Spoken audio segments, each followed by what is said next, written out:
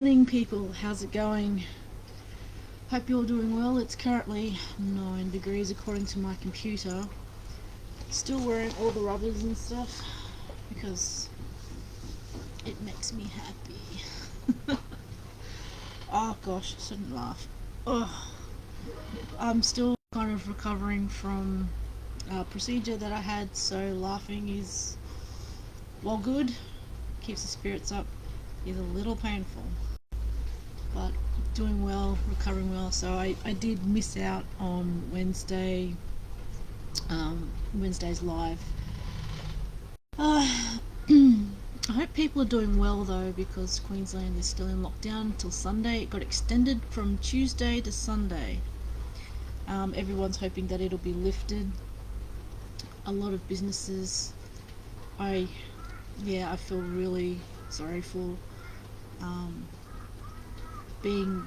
It's like me. I'm fortunate to be still employed throughout all this for the last 18 months and not have had to, you know, be unemployed, employed, unemployed, employed. And it's got to be very hard for a lot of people. And one thing that they don't sort of illustrate with the whole daily fear mongering rates, I would say, is the effect that lockdown has had on our youth and people in general for their mental health. I advise people to look at those statistics, have a look at it, get in touch with some friends and mates, find some ways, not around the lockdown laws, but to find ways to keep in contact with each other and try and help each other through this, even if it's just to rant and rave. You know, that is some additional human sort of interaction that's needed, um, and that's particularly helpful not just for our youth but for people in general. I mean, I think a lot of things are going to be difficult, so a lot of people are reaching out to various peoples and various platforms, and one I've actually looked at during this um, the last 18 months or so, on and off, is some people within the Manosphere, or what people call the Manosphere, and there's talk of trying to get rid of the Manosphere. I'm like, why? You know, there's plenty of places for women to talk and rant about stuff. Why not have a place for men to talk and rant about stuff? A lot of people say, oh, because it's damaging and blah blah blah. I'm like, well, there's actually some good people um, in those. Like, everyone has a bad day, but some people sometimes need a place to rant, rave, and get a lot of things out. And a lot of people will say things that they don't really mean in those spheres. And there's a lot of people there that are willing and want to help each other get through a lot of things. Like, girls will plot, or like, hey, we could get revenge in doing this, but realistically, it's a nice thought. A lot of people just don't go through with it. Like, majority of people don't go through with it because it's just one of those things that you entertain in your mind and they don't actually come to fruition because, well, when you think about it, you go, it's just a process. So, um, I've been looking at various different people, like some in America. Well, actually, a lot of them are in America. Some in Australia. Um, a lot of people say, "Oh, it's very anti-female and right-wing and stuff like that." I'm like, dude, they're just who they are.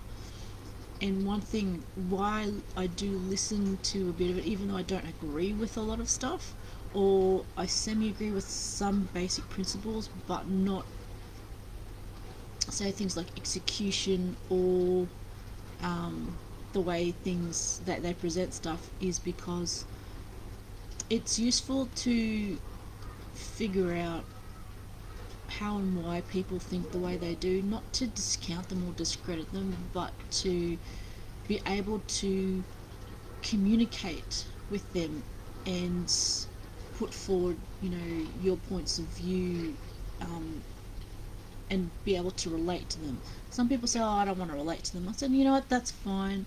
That's you." However, for me, I'm curious about the way some people think and the way that they are and what brought them to that stage. And is that a common factor within society, that a lot of these things are happening to bring a whole group of people into this way of thinking, and the way they go about things now? There's quite a few, I can rattle off, like, not all of them I've listened to. Some of them have been referred to in other things like they're very male oriented. I find them very amusing in some ways. I think one of my favourites is Better Bachelor. He's pretty cool. He's very kind of, I'm not sure if low key is a thing, but he's interesting guy. As just, oh, I'm an everyday dude, I do my thing, and this is what happened to me. There's a few others, ones that are like more ambitious males. Keep in mind though that a lot of these guys, when they give advice, they're talking about a particular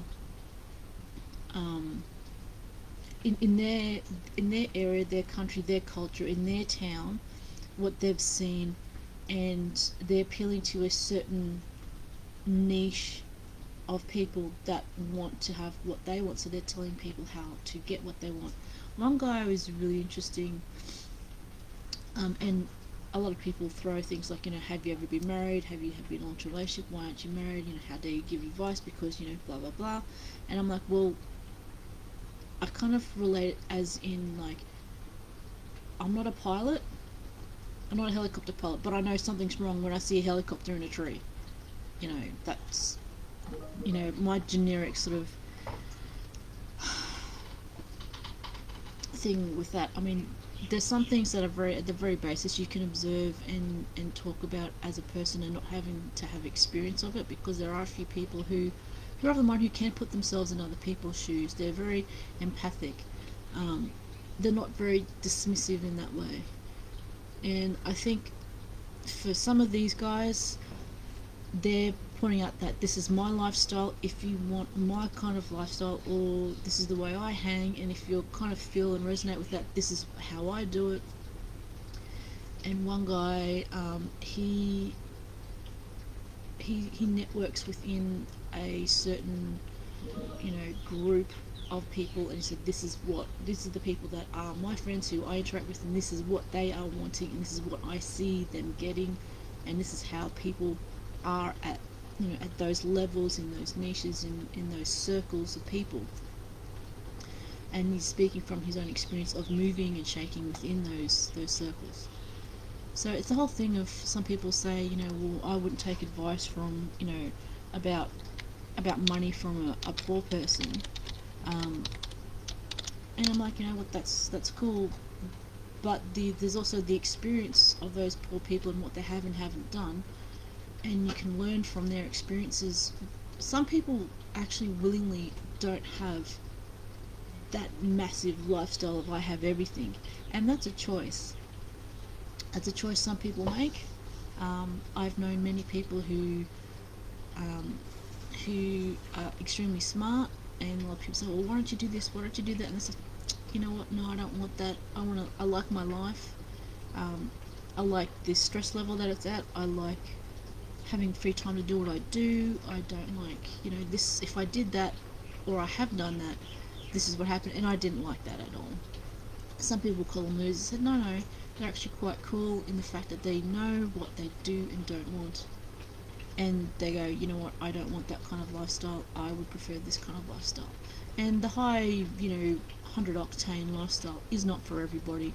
It's like, one bloke said that, there's a difference between having a high value man, as in a business person, and an actual full-on business person, as opposed to what they call ballers, like your entertainers, athletes, and all that. There's a different lifestyle. They can cross over, but what they want in partners can be really different. And what they want in their circle of friends, and their circle of friends can be really different. They cross over, but they can be really different. So that's an interesting thing. I do encourage people to look at, sorry, it's just my washing machine, different YouTubers and actually persevere through a couple of videos, not just the most sensational ones, but some of the more low-key ones before they got really big and famous, and just sort of work out, regardless of the way they present the information, bring it back down to basics, the very core of what the message is that they're trying to get across, what they're trying to communicate. Some people send me videos that I look at and says, "Oh, this is a powerful message." I'm looking at them going, I don't even know what they're saying.